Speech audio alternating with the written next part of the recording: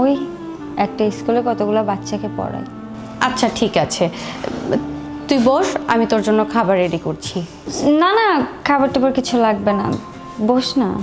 আরে বস, তুই খাবার খেয়ে তারপরে আমার এখান থেকে যাবি। তোর সঙ্গে দেখা করতে এসেছি এতদিন পরে, দেখা হয়েছে, কিছুক্ষণ পর এমনিই চলে যাবো, আর খাবারের ব্যবস্থা করতে হবে না।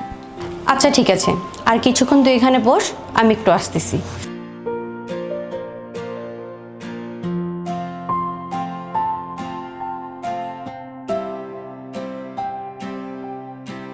এই ধর।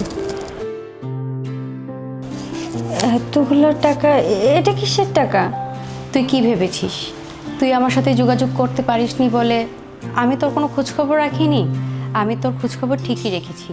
আমি জানি তুই বিয়ে করেছিস আর তোর হাজব্যান্ড একটা অ্যাক্সিডেন্টে প্যারালাইজড হয়ে ঘরে পড়ে আছে, কোনো রোজগার করতে পারছে না, তোর খুব অভাবে সংসার যাচ্ছে রে।